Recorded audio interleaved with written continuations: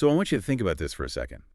Have you ever stared down a critical 9.8 vulnerability alert at, I don't know, 2 in the morning? Yeah.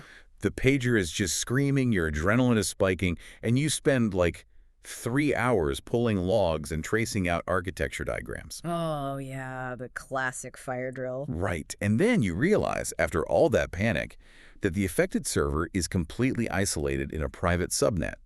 I mean, it doesn't have an internet gateway, it holds zero sensitive data, and there's literally no physical or logical way for an external attacker to even ping it. It's brutal. If you're a SOC analyst or, a cloud architect listening to this deep dive right now, I know you've felt that exact pain.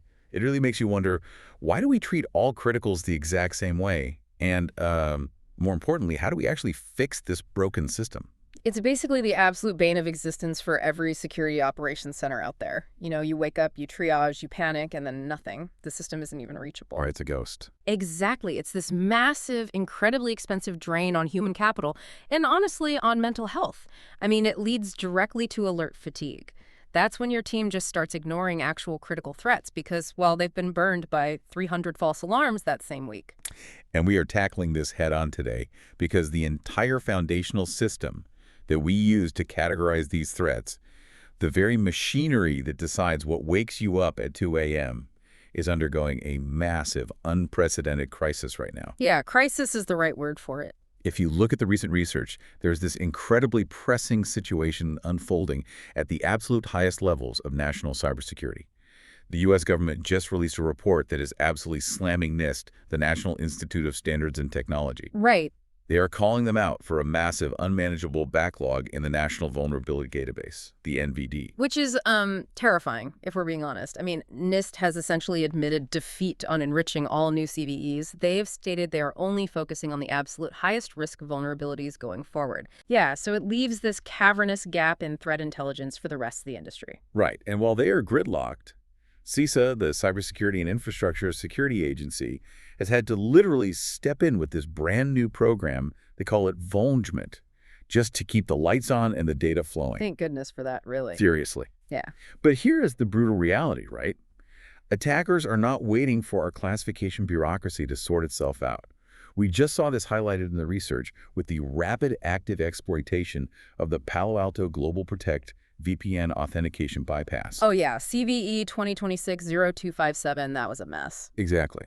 Attackers were actively abusing forged VPN cookies, breaching multiple enterprise customers, all while the primary vulnerability databases were, still trying to figure out how to even categorize the threat. It perfectly illustrates why relying purely on a static upstream database is just a losing battle in modern cloud environments. I mean, the threat landscape moves in milliseconds, while the government classification bureaucracy is currently moving in, weeks? Months, maybe. Yeah, exactly, if not months. So that is our mission for today. Today's deep dive is about that invisible machinery. We are unpacking the entire modern vulnerability pipeline, from the moment a flaw is discovered to the exact moment it is patched in your environment. It's a huge topic. It is. We are going to break down the brand new CVSS 4.0 scoring system, dissect the political and technical crisis happening at the NVD, look at the incredibly strict, almost bureaucratic rules governing how vulnerabilities are published, and finally, and I think this is the best part, how to automate your defense using the AWS Security Reference Architecture alongside Amazon Inspector's highly contextual risk scoring. Yeah, it's a complete journey. We're tracking the origin of an alert, how it gets assigned a severity, how that severity is, well, often deeply flawed, and most importantly, how you can use modern cloud architecture to automatically contextualize and fix it. Let's get right into it then. To truly understand how to protect your cloud infrastructure, you first have to understand where your threat intelligence actually originates. And right now, as we just established, that primary pipeline is heavily bottlenecked. Severely bottlenecked. Now, for those of you listening who are maybe managing fleets or dealing with compliance audits, you probably hear terms like MITRE and NIST thrown around constantly in your tooling dashboard. Oh, all the time. People use them interchangeably. Right, which is confusing. So just to make sure we are all on the exact same page. MITRE is the nonprofit organization that maintains the CVE dictionary. NIST is the government agency that manages the NVD, the database itself. Oh. So let's establish the baseline here. What is the fundamental structural difference between a raw CVE and a record in the NVD? Because they're definitely not the same thing. They absolutely are not, even though, vendors love to conflate them. The CVE program, Common Vulnerabilities and Exposures, is purely a dictionary. Yep. Think of it as a naming registry or a ticketing system. When a security researcher or a vendor finds a flaw, they request a CVE ID. That ID provides a unique identifier. So say CVE 2026-1234, and a very brief, maybe 1 or 2 sentence description of what the software flaw is. Right. And that is it. It is just a standardized name tag so the industry has a common language. Okay, so it's literally just a name tag. It doesn't actually tell me, the engineer on the ground, how bad the fire is. Precisely. It doesn't tell you the severity. It doesn't give you a CVSS score. And crucially for automation, it doesn't map out exactly which specific software versions or libraries are vulnerable in a machine-readable format. Oh, so your scanner can't even read it. Exactly. That critical operational metadata is where the NVD, the National Vulnerability Database, is supposed to come in. The NVD takes that raw CVE dictionary entry from I2E and, quote-unquote, enriches it. Right. And when we talk about enrichment in this context, we're talking about bolting on all the actionable metadata that your enterprise security scanners actually rely on to do their jobs. Exactly. The NVD enrichment workflow is designed to add the CVSS severity scores, which we will tear apart in a few minutes. So, It adds the CPE match criteria. which is common platform enumeration, right? Yes. For the engineers listening, CPEs are basically the standardized naming convention for software, so your vulnerability scanner knows exactly what string to look for in your package manager. Got it. And it also adds the CWE tags common weakness enumeration, which categorize the architectural type of the software flaw, whether it's a buffer overflow, a SQL injection, or a cross-site scripting bug. But looking at the research here, this NVD enrichment workflow isn't just some automated AI-driven script parsing the internet. It relies heavily on actual human beings. And that right there is the crux of the current crisis. The workflow has 2 primary manual stages. First, there is the initial analysis. An NVD staff member literally has to investigate the raw CVE, read the attached references, manually associate the correct CWEs, calculate those complex CVSS vectors, and build those precise CPE configurations. That sounds incredibly tedious. It is. And then it moves to a verification stage, where a second, usually much more senior analyst, reviews the enriched metadata to ensure it meets strict quality standards. Only after passing verification is it published for your scanners to consume. Wait, hold on. Let me make sure I'm mapping this out correctly. Are you saying the main central database, the entire global cybersecurity industry, relies on the feed that dictates whether our enterprise scanners flag a critical alert or stay silent, is currently gridlocked just because human analysts are buried under the sheer volume of software bugs? Yeah, that's exactly what I'm saying. But if the NVD isn't scoring these rapidly, how do our automated scanners even know what to look for on our servers? To use an analogy, think of a raw CVE like a basic 911 call reporting a stolen car. It just says, a Honda Civic was stolen on 5th Street. Okay. The NVD is supposed to be the forensic detective who arrives at the crime scene, analyzes the broken glass, pulls the fingerprints, determines the thief's exact modus operandi, and then broadcasts an APB to all police departments detailing exactly how dangerous this thief is and what tools they use. But right now. Right now, those detectives are completely overwhelmed. They're on strike, essentially. The backlog is so severe that the research explicitly notes the NVD is no longer even processing reductions in acceptance levels for CVM participants. I was looking at that CVM updated in the research. CVMF is the program that allows major vendors to provide their own scoring data to speed up the NIST review process, right? Yes. And you're saying NIST isn't even processing those vendor-supplied scores anymore. It Yeah. feels like they've just thrown their hands up in the air. It really does. The system has hit a breaking point. So your enterprise scanners, if they're configured to rely purely on the NVD feed, are just sitting there downloading these raw CVEs, completely blind to whether they are looking at a stolen bicycle or a hijacked nuclear submarine. Which is just an unacceptable risk posture for any modern enterprise. I mean, Yeah. we can't just pause our deployment pipelines while the government tries to hire and train more analysts. So who is riding to the rescue here? Enter CISA. They are stepping in as the private investigator while the official detectives are backed up. CISA has launched an aggressive project called Vulnrichment. Vulnrichment. I honestly love the portmanteau. It sounds like a breakfast cereal for SOC analysts. It really does. But the technical mechanism behind it is fascinating.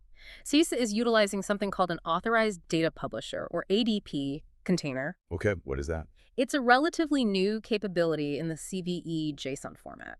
It allows a trusted third party, like CISA, to append enrichment data directly to new CVE records upstream, completely bypassing the NVD bottleneck. Wait, that's a massive shift. So instead of waiting for NIST to update their separate database, CISA is just injecting the data right into the raw dictionary entry. Exactly. It almost feels like a hostile takeover of threat intelligence out of sheer necessity. Yeah. But how are they prioritizing what to enrich? Because, I mean, they are facing the exact same flood of vulnerabilities that NIST is. They are using SSVC, stakeholder-specific vulnerability categorization decision points? Okay, unpacking that a bit. Basically, CISA's looking at the fire hose of new CVEs and prioritizing the ones that show signs of active exploitation or have a massive potential blast radius. They add the CWEs, the CVSS scores, and the CPEs to those high-risk vulnerabilities first. So we are essentially witnessing a real-time failover of our national threat intelligence infrastructure. Yeah, failover is a great way to put it. But, if the downstream NVD enrichment is this backed up, it really makes me wonder about the upstream source. Since the pipeline is choking on the sheer volume, where are all these raw CVEs even coming from in the first place? Who is actually minting them? That brings us to the machinery of the CNAs, the CVE numbering authorities, and for the auditors and GRC analysts listening right now, this is where the politics of vulnerability management get really, really interesting. Right, and we should probably also mention the CNA-LR, which is a CNA of last resort. Looking deeply into the research, specifically the CNA Operational Rules version 4.1.0, this is a highly regulated, intensely bureaucratic machine. How does a vulnerability actually get born into this system? Well, CNAs are the specific organizations authorized by the CVE program to assign those CVE IDs and publish the initial records. And what often surprises people is that CNAs are usually the software suppliers themselves. Wait, really? Oh, yeah. Microsoft is a CNA for Windows. Red Hat is a CNA for their Linux distributions. Amazon, Google, Apple, they're all CNAs. So the vendors are essentially grading their own homework. Or at least they're in charge of reporting when they forgot to do their homework. In a sense, yes. And because of the obvious conflict of interest there, the rules governing their operations are incredibly strict to force transparency. They operate under a strict scope definition. What does that mean in practice? A CNA only handles vulnerabilities that fall within its documented scope. If a security researcher finds a bug in Microsoft Exchange, Microsoft has what's called the right of first refusal. They get the absolute first opportunity to investigate, validate, and assign the CVE ID. Which, logically makes sense. You want the engineers who wrote the software to be the ones defining the exact parameters of the flaw, because they understand the underlying code base way better than a third-party researcher would. Right, exactly. But let's play out a scenario here. What happens if a massive vendor just drags their feet? Say an independent security researcher finds a critical zero-day in a widely used firewall, reports it to the vendor, and the vendor just ignores it because they have a massive marketing launch next week and don't want the bad PR. The CVE program anticipated exactly that scenario, and the operational rules account for it with aggressive SLA's service-level agreements. The research outlines that CNA should publish a CVE record within 24 hours of public disclosure of a vulnerability. 24 hours. Yep. And they absolutely must do so within 72 hours. For anyone listening who has worked in enterprise software development, 72 hours is nothing. That's a weekend. Getting a massive corporate machine to acknowledge a flaw, draft a technical advisory, assign an ID, and publish it globally in 72 hours requires serious operational maturity. It forces velocity. And here is where the politics come into play. If a CNA fails to meet that 72-hour SLA, or if they flat out refuse to acknowledge a legitimate, verifiable flaw reported by a researcher, the hierarchical escalation kicks in. Oh, the escalation. Yes. A root CNA, or a CNA-LR, a CNA of last resort like MITRE themselves or CISA, can forcibly take over the process. I have to laugh because the sheer bureaucracy of it is intense, but it's so necessary. So if a supplier tries to bury a flaw in their code, they don't just get away with it. A CNA of last resort can literally step in, mint a CVE, and publish the vulnerability to the world against a vendor's will. They absolutely can, and they do. The rules detail a strict dispute resolution hierarchy. If a researcher and a vendor disagree, it escalates from the CNA up to their root CNA, then to the Council of Roots, then the Secretariat, and ultimately the CVE board. That is a lot of layers. It is, but this enforced transparency is vital. Think about the intermediate security professionals listening right now. You are trying to track software supply chain risks across dozens, maybe hundreds of third-party vendors. If a vendor could just unilaterally suppress a vulnerability report because it impacts their stock price, your entire enterprise risk model collapses. Right, you'd be totally blind. Exactly. The CNA alarm mechanism ensures the truth inevitably gets published. That is fascinating. And looking at the rules, this strict governance even extends to end-of-life products, right? Because I know every architect listening has some legacy, unpatched system sitting in a dark corner of their data center. Oh, definitely. The rules state that CNAs must publicly document how they handle end-of-life or EOL vulnerabilities within their scope. If they do not explicitly state an EOL policy, the CVE program automatically assumes they will assign CVEs for those dead products, just like they do for their active flagship products. As he just ignore it. No, you don't get a free pass to hide vulnerabilities just because you stopped selling the software 3 years ago. Okay, so let's summarize the upstream pipeline here. We have the CNAs rapidly pumping out raw CVEs, sometimes under the threat of a CNA-LR stepping in. We have the NVD completely choking on the volume downstream, and CISA stepping in to aggressively score and enrich the most critical ones. But how are they actually scoring them? Because this brings us to another massive earthquake happening in the industry right now. Yes, it does. If you look at the evolution of vulnerability scoring, we really have to talk about the transition to CVSS v4.0. This is perhaps the most critical technical shift for our listeners to wrap their heads around today. For years, the entire industry relied on CVSS v3.1, and quite frankly, it was responsible for massive systemic alert fatigue across the globe. Let's establish some context for those maybe a bit newer to the scoring semantics. CVSS stands for the Common Vulnerability Scoring System. It's crucial to remember that CVSS is designed to measure technical severity, not actual operational risk. That distinction is so important. To borrow an analogy, CVSS tells you exactly how much explosive yield a bomb has. It does not tell you if that bomb is sitting in a crowded stadium or buried in an empty desert. That is the perfect way to conceptualize it. CVSS 3.1 was deeply flawed because it consistently assumed the worst-case scenario. It assumed every vulnerability was sitting on a server exposed directly to the public internet with zero compensating controls. And worst of all, it heavily relied on a deeply misunderstood metric called scope. Oh, scope. I remember scope causing endless debates in risk assessment meetings. Why was it so problematic? Well, in CVSS 3.1, scope tried to measure whether a vulnerability in one specific component could impact resources beyond its own authorization privileges. But the definition was so ambiguous that different vendors interpreted it in wildly different ways. Give me an example. Sure, one vendor might look at a local privilege escalation bug and say, yes, escaping the user space to hit the kernel changes the scope, and they'd assign it a high score. Another vendor, looking at the exact same type of bug, might argue, no, it's still confined to the local physical machine, the scope hasn't changed, and give it a much lower score. So it's totally subjective. Completely subjective. It led to incredibly inconsistent scoring across the industry. Which is a nightmare. I mean, if you're a CISO looking at a unified dashboard, a 7.5 severity from vendor A might actually represent a far worse architectural threat than an 8.5 from vendor B, purely based on how their respective engineers interpreted the word scope on a Tuesday. You can't build automated prioritization on data that's subjective. Exactly. So in CVSS v4.0, the architects of the system did the only sensible thing. Scope is completely dead. They retired it entirely. RIP scope. RIP indeed. So what replaced it to actually measure that lateral movement? They replaced it with much more granular, explicit impact metrics.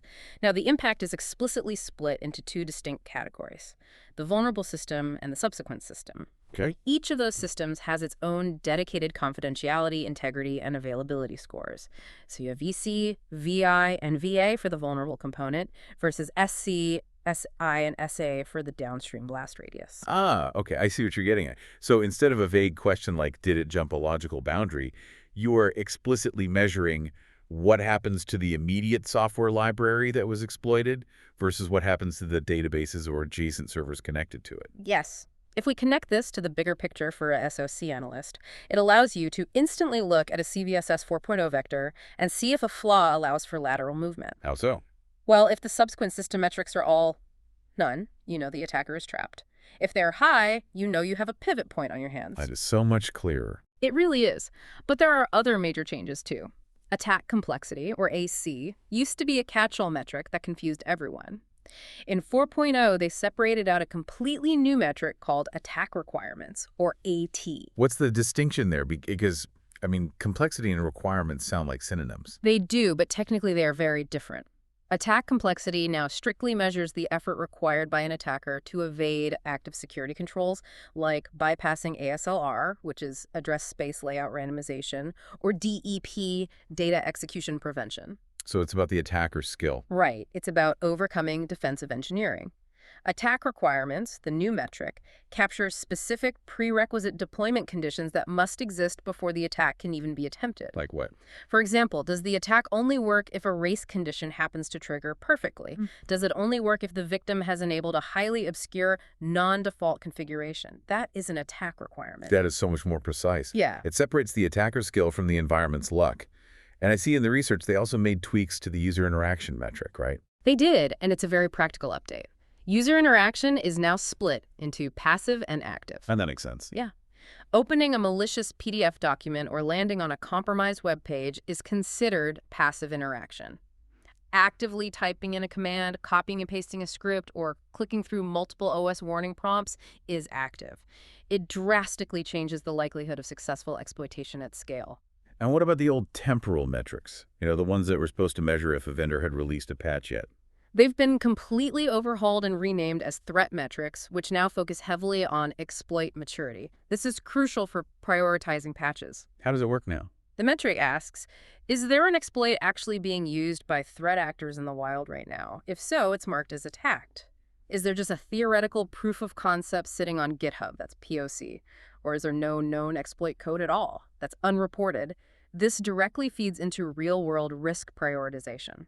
Okay, here's where it gets really interesting to me, because it goes deep into the math. The underlying calculation engine of CVSS completely changed. The research talks extensively about macro vectors. Ah, yes, the math. What exactly is a macro vector?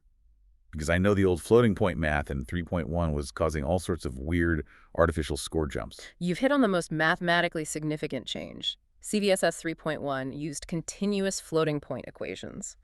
To oversimplify, you'd plug the metrics into a formula and it would spit out a decimal. Right. The problem was that a tiny, highly subjective change in one minor submetric could mathematically cascade through the formula and suddenly jump a score from, say, a 6.9 medium straight to an 8.1 high, artificially crossing critical severity threshold based on a rounding quirk rather than actual risk. That is infuriating for a compliance team. I can only imagine the arguments. So how does 4.0 fix it? CVSS v4.0 ditches those continuous equations entirely. It replaces them with a discrete, multidimensional lookup table based on macro vectors. A lookup table, like literally matching rows and columns. Essentially, yes. The CVSS Special Interest Group analyzed millions of combinations and clustered vulnerabilities into equivalent sets based on expert human evaluation of severity. They compressed these sets into a massive lookup table. Wow. Yeah. Now, your metrics generate a specific string, the macro vector, which corresponds to an exact pre-calculated score. It completely prevents those artificial, mathematically weird score jumps. To bring back our earlier analogy, CVSS v3.1 was like a raw thermometer. It just told you the air was 100 degrees, regardless of context. CVSS v4.0 is like a sophisticated weather app that tells you the feels-like temperature by calculating the exact combination of humidity, wind chill, and sun exposure using pre-modeled meteorological data. I love that analogy. It's much more reflective of the human experience of the weather, or in this case, the operational experience of the vulnerability. Let's ground this theory in reality then. The research provides some excellent real-world examples comparing how iconic vulnerabilities scored in 3.1 versus how they score now in 4.0. Walk me through Log4Shell. Everyone listening remembers exactly where they were when Log4Shell dropped. Oh, absolutely. CVE 2021-44228. In CVSS 3.1, it was a 10.0 critical. In CVSS 4.0, it remains a 10.0 critical. Okay, so no change there. Why? Because the high downstream impact the fact that exploiting a simple Java logging library could allow an attacker to dump credentials and take over an entire Active Directory environment maps perfectly to the new subsequent system metrics we talked about. Ah, the CISA. Right. Subsequent confidentiality is high, integrity is high, availability is high. It maintains maximum severity because the blast radius is infinite. That makes perfect sense. Yeah. What about a vulnerability where the score actually shifted? Yeah. What about Spring 4 Shell? Spring 4 Shell is a fascinating case study. It actually jumped from an 8.8 high in v3.1 to a 9.2 critical in v4.0. Wait, really? Why'd it go up? Well, Spring4 Shell has very specific deployment conditions to be exploitable. You needed a specific JDK version, a specific Tomcat configuration, etc. That maps to the new attack requirements metric being marked as present, which you'd think would lower the score. Right, because it's harder to pull off. Exactly. However, the new macro vector math heavily elevates the score because the impact on the vulnerable system itself, total remote code execution, is so devastating.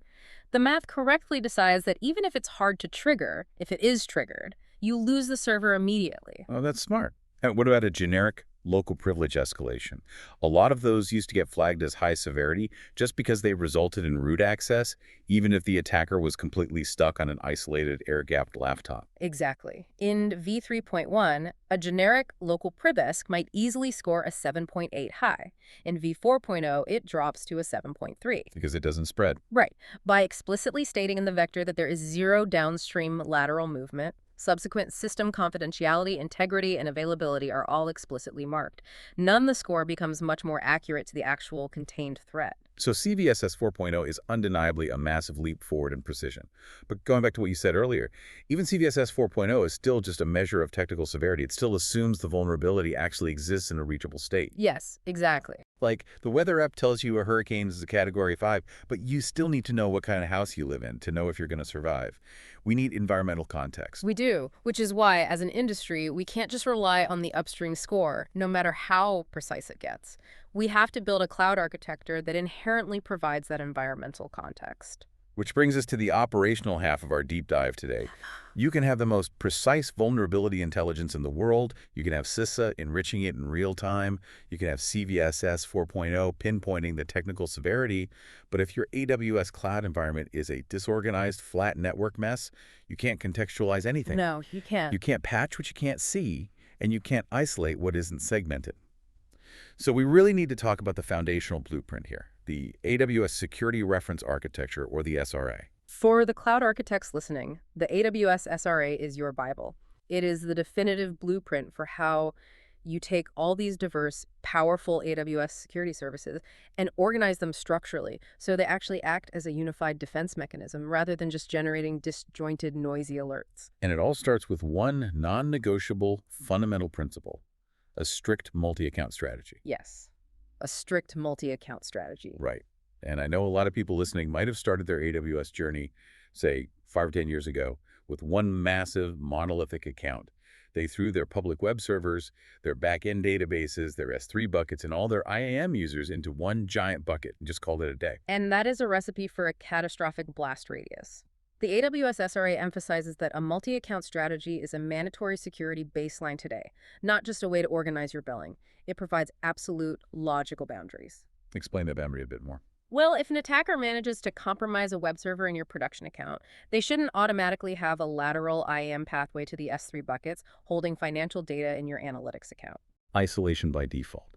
So how does the SRA dictate we actually structure this? It uses AWS organizations to group your distinct accounts into organizational units, or OUS.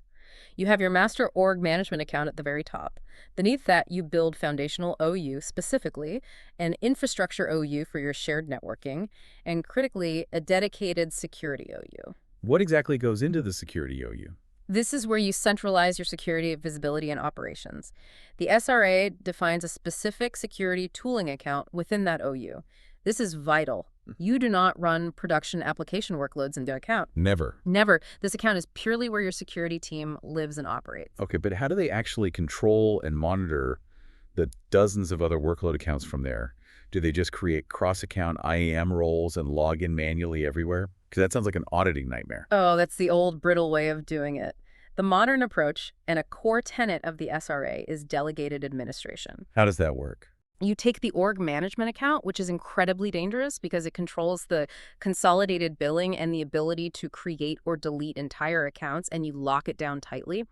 Nobody should be logging into the management account for daily operations. Makes sense. Instead, for critical security services like AWS Security Hub, Amazon Inspector, and Amazon Guard Duty, you use organizations to delegate the administration of those services down to that dedicated security tooling account. Wait, let me make sure I grasp the operational reality of this. So The security team logging into the security tooling account has full enterprise-wide visibility and control over Inspector across every single AWS account in the organization. Yes. But because they are physically in a different account, they can't accidentally delete a production database, and they don't have the keys to the billing dashboard. The perfect separation of duties. Exactly. They get the visibility they need without the operational risk they don't. And the other half of that architectural equation is guardrails, which are implemented via service control policies, or SCPs. I love SCPs. For the uninitiated, SCPs are the ultimate veto power in AWS, right? If a service control policy explicitly denies an action at the organizational level, it does not matter if a user has full administrator access attached to their local IAM policy, they are blocked. The SCP always wins. Correct. They set the absolute maximum available permissions for an entire OU or a specific account. The research discusses two primary strategies for deploying SCPs. The default and generally recommended AWS posture is to use them as a deny list. A deny list. Right. You allow all AWS services by default to encourage innovation, but you explicitly deny the inherently dangerous stuff like preventing anyone from disabling CloudTrail logging or stopping instances from being launched in unauthorized geographic regions. What's the alternative strategy? An allow list strategy. You explicitly deny everything by default, and you force developers to request specific services to be added to the allow list. That sounds painful. It is. The research notes this is incredibly hard to maintain and causes a lot of friction, but it might be absolutely necessary for highly regulated workloads. Like what? Like Department of Defense enclaves or core financial ledgers, requiring explicit audited permission at every OU level. Okay, let me interrupt gently here because I can hear the DevOps engineers and developers groaning through my headphones right now. Oh, I'm sure they are. Doesn't locking down accounts with SCPs and centralizing all the security monitoring into an isolated security tooling account totally kill agility? We are supposed to be shifting left and empowering developers. This sounds suspiciously like the old Department of No IT model from 2010. Look, I completely understand that friction. I've lived that friction in enterprise environments. But what's fascinating is that the AWS SRA actually advocates for the exact opposite of the Department of No. It advocates for decentralized autonomous decision-making by the workload teams. Wait, how does building a fortress enable autonomy? Because you give the workload teams their own dedicated accounts within a workload's OU. Inside their specific account, they have local administrative control. They can spin up whatever databases, Lambda functions, or container clusters they need at the speed they need to deliver value to the business. Okay. The centralized security tooling account is strictly for visibility. And those high-level SCP guardrails act as a sandbox. A sandbox, I like that. Exactly. The developers can play as fast as they want, build whatever sandcastles they want inside the sandbox. But the SCPs are the concrete walls that prevent them from accidentally taking a sledgehammer to the glass windows of the house. Right. They can't turn off the security cameras, which is CloudTrail, and they can't invite strangers into the yard, like creating unauthorized internet gateways. The security team gets their centralized visibility via Inspector and Security Hub without ever being an inline bottleneck to a deployment pipeline.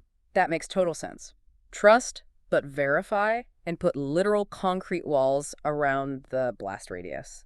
Okay, so we have the foundation built, we have the multi-account structure, the delegated security tooling account, the SCP guardrails solidly in place.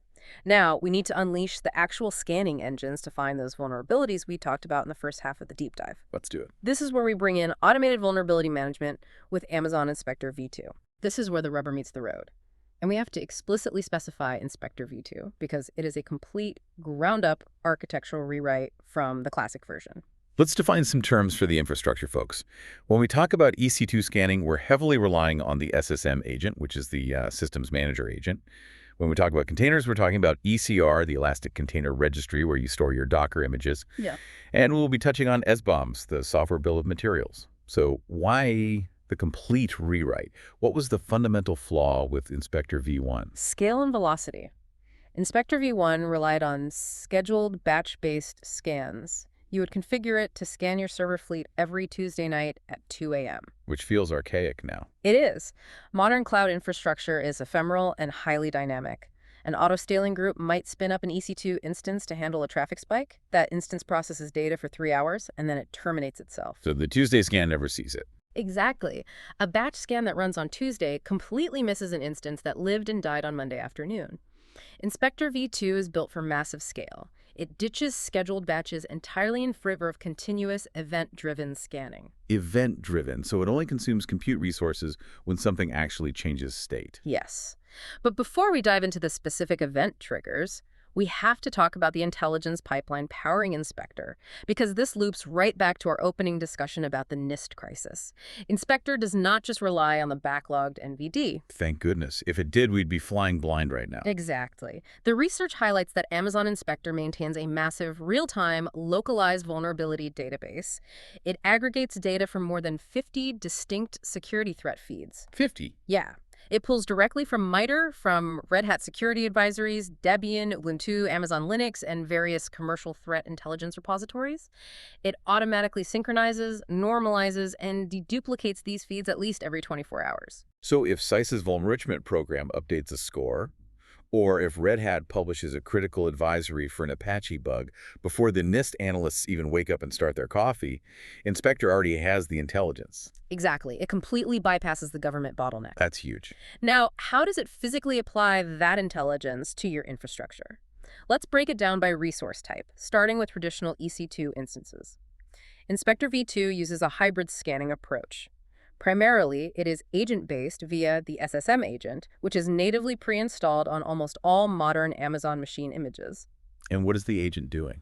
It continuously, quietly inventories the installed packages and operating system libraries on the host. And when does it actually perform a vulnerability evaluation? The millisecond event occurs. If an engineer SSHs into a box and runs an update command, the SSM agent instantly registers the state change, sees the new package, and triggers a localized evaluation against the Inspector database. Wow. Conversely, and this is the really powerful part, if a brand new CVE drops into the central Inspector database from one of those 50 feeds, Inspector immediately automatically correlates that new CVE against the existing inventory of every single EC2 instance across your entire AWS organization. Without running a new scan. No scheduled scans required. You know you are vulnerable the second the threat intelligence hits. That is incredibly powerful.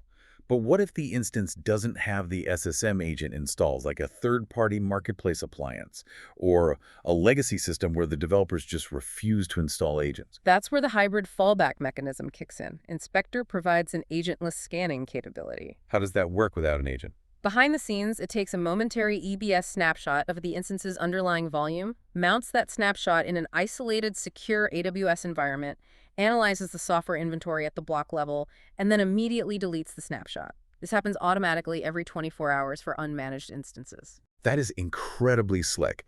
There is zero compute overhead on the target production instance itself. The workload doesn't even know it's being scanned. Exactly. What about modern workloads, container scanning and ECR? ECR scanning has two distinct modes, basic and enhanced. Basic is the old, free AWS native scan that only happens once when you initially push an image, and it only looks at base OS packages. And enhanced. Enhanced scanning is fully powered by the Inspector v2 engine. It looks at OS packages, but it also deeply inspects programming language dependencies, your Python pip packages, your Node.js NPM modules, your Java JRs, and, crucially, it supports modern container paradigms like destroless images and chain guard images, which lack a traditional shell. And is ECR enhanced scanning continuous as well? Because container registries can bloat to petabytes of stale data. It is continuous, but highly configurable precisely to manage that scale. By default, enhanced scanning actively monitors any image pushed to the registry within the last 14 days, or any image that has been actively pulled by a cluster within the last 14 days. Ah, I see. So it dynamically focuses your compute spend on active running workloads rather than wasting money scanning the thousands of stale, deprecated images sitting in the registry from 3 years ago. Right. Though you can configure that active window up to 180 days, or even enable lifetime monitoring if you have specific draconian compliance needs. And just like the EC2 workflow, if a new CVE is ingested, any active ECR image containing that vulnerable software package is instantly flagged in the console. And what about serverless, Lambda functions? It follows the exact same continuous philosophy. Inspector assesses the standard package dependencies within the Lambda deployment package, but it also performs code security scans. Like looking at the actual code I wrote. Yes. It utilizes automated reasoning to look for things like hard-coded AWS secrets, SQL injection flaws, or cross-site scripting vulnerabilities directly within your custom Python or Node code. It triggers an assessment on deployment or update and maintains continuous assessment for any function that has been invoked within the last 90 days. Okay, I have to play devil's advocate here for a second. Let's be real about the current economic climate. Cloud budgets are incredibly tight right now. Oh, yeah. CFOs are scrutinizing every line item. Yeah. If I'm a mid-sized company with thousands of EC2 instances and tens of thousands of container images, paying for managed security services adds up. If I already have a free open-source vulnerability scanner that I can just script to run in my CI/CD pipeline, why on earth am I paying AWS to do this natively? It is the most common, valid question I get from cloud architects. And the answer isn't just about the convenience of integration. The answer is the ultimate value proposition of Inspector, which brings us perfectly to the climax of our discussion, the Inspector Risks Score. Okay. It solves the exact painful problem you introduced at the very beginning of this deep dive, that 2 a.m. alert fatigue caused by contextless upstream CVSS scores. Let's unpack this. How exactly does the Inspector score solve my 2 a.m. pager problem? Let's define the integration points first. ASFF stands for the AWS Security Finding Format. It's the standardized JSON schema AWS uses for alerts. And EPSS stands for the Exploit Prediction Scoring System. Got it. When Inspector finds a vulnerability on your EC2 instance, it doesn't just hand you the static CVSS 4.0 base score, yell critical, and wake you up. It takes that vendor-neutral CVSS score and actively contextualizes it using the live, real-time architectural data from your specific cloud environment to generate a unique Amazon Inspector risk score. Contextualizes it how? Give me the exact metrics it looks at. It factors in two massive dynamic environmental modifiers. The first is network reachability. Because Inspector is deeply integrated into the AWS fabric, it actively analyzes your VPC configurations, your attached security groups, your routing tables, and your internet gateways. Oh, I see where this is going.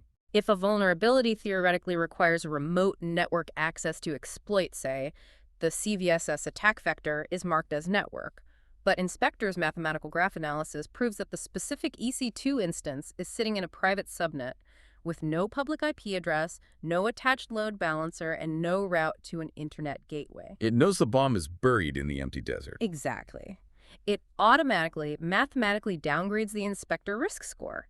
It might take a vulnerability that NVD ranks as a terrifying CVSS 9.8 critical and aggressively drop it down to a 7.2 high or even lower because the environmental reality makes it physically impossible to be exploited from the outside world. That is a massive operational shift. What's the second modifier? Exploitability intelligence. Inspector natively integrates data like the EPSS score. EPSS isn't just a static technical measure. It's a dynamic, data-driven machine learning system that analyzes dark web chatter, honeypot activity, and active threat campaigns to estimate the actual probability that a specific vulnerability will be exploited in the wild within the next 30 days. Yeah. Inspector also correlates the CVE against known malware kit associations.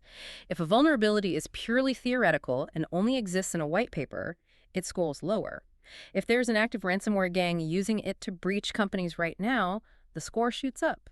If you are an intermediate security professional listening to this, this is the holy grail. You are telling me, point blank, that I do not have to wake up at 2 a.m. for a critical CVE. If Inspector's graph analysis mathematically determines the instance is isolated in a private subnet with no internet route. I am telling you exactly that. It grounds the vulnerability conversation in architectural reality. It directly, measurably improves SOC analyst mental health and operational efficiency. You prioritize the alerts that are actually critical in your specific environment, rather than wasting hours chasing alerts that are only critical in a theoretical vacuum. And how do we action these alerts at scale? Because finding the problem and accurately scoring it is only half the battle. If we have 10,000 instances, humans can't click patch fast enough. This is where the AWS SRA we built earlier comes back into play and proves its worth. All these contextualized findings are automatically translated into ASFF, the AWS Security Finding Format, and routed centrally to AWS Security Hub, which resides in your isolated security tooling account. From there, you use Amazon EventBridge to orchestrate automated programmatic responses. Give me an example of that automation. What does it look like in practice? Let's say a true Inspector critical hits a 9.8 vulnerability on an instance that Inspector confirms is actually internet-facing. EventBridge detects that specific ASFF finding instantly. It can automatically trigger an AWS Lambda function that reaches out and modifies the security group of that compromised instance, stripping its ingress rules and completely isolating it from the network before a human analyst even opens the pager alert ticket. Automated quarantine, I absolutely love it. It buys the incident response team time to investigate without the adversary moving laterally. But what about shifting left? How do we prevent the bad code from deploying in the first place? CI/CD pipeline integration. Inspector v2 centrally manages the generation and export of software bill of materials, or SBOMs. You can integrate Inspector natively into your GitHub Actions or GitLab pipelines. To block builds. Exactly. You set a strict, automated policy. If Inspector evaluates a container build and detects a vulnerability with a contextual risk score above your defined threshold, it automatically fails the build. It acts as a ruthless gatekeeper, ensuring developers physically cannot deploy known vulnerable code into the production sandbox. And for the vulnerabilities, we can't instantly fix or automatically block the architectural tech debt we all live with. We need solid SLA guidelines. What does the research say about practical remediation timelines? The recommended remediation SLAs in the research are aggressive, but they are actually realistic if you are using contextual scoring. Critical findings, meaning CVSS 9.0 to 10.0, that Inspector confirms are actually critical in your environment need fixing or mitigation in 24 to 48 hours. Okay, that's fast. And the others? High severity 7.0 to 8.9, you have 7 days. Mediums get 30 days. Lows get 90 days. And having that contextual risk score makes a 24-hour SLA actually achievable because you aren't chasing ghosts anymore. You are dedicating your engineering resources to fixing the 3 actual criticals that are exposed to the internet, not the 300 theoretical criticals buried in isolated subnets. Precisely. It transitions vulnerability management from an exercise in endless, exhausting futility into a targeted, measurable, operational science. This has been an absolutely incredible journey today. Let's do a quick narrative recap of the pipeline we've mapped out. We started deep in the weeds of the current NIST backlog crisis, examining how the NVD is choking and how CISA's Vulnrichment program is stepping in to keep threat intelligence flowing.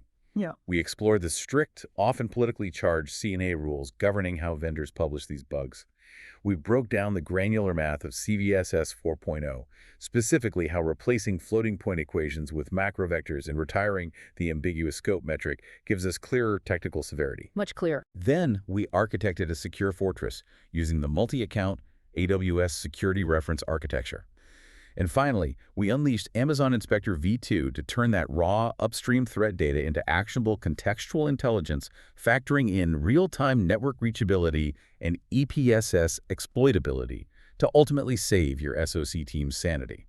It is a comprehensive picture of the modern vulnerability lifecycle, from the researcher's laptop all the way to the automated Lambda quarantine script. Thanks for tuning in to InfoSec Bytes. Keep exploring our 100-plus episodes on information security, AI, cloud, quantum, and cybersecurity incident root cause analysis. Please like, subscribe. We are on various platforms, Spotify, Apple Podcasts, YouTube, Amazon Music, and share to stay connected and keep your cyber defenses strong. See you in the next episode. Stay tuned. And before you log off and get back to your dashboards, we want to leave you with one final practical thought based on today's deep dive into CVSS 4.0. Yes. Now that you understand exactly how CVSS 4.0 explicitly factors in subsequent system impact, separating the immediately vulnerable component from the downstream blast radius, I want you to analyze your own cloud environment today. Think about your architecture. What is the single most critical subsequent system in your environment that a seemingly low-level vulnerability could pivot to? If an attacker compromises an ignored low-severity internal wiki or a forgotten dev server, what is the ultimate crown jewel they can reach next through lateral movement? Think about it. Map out that specific IAM or network pathway and protect it. Until next time.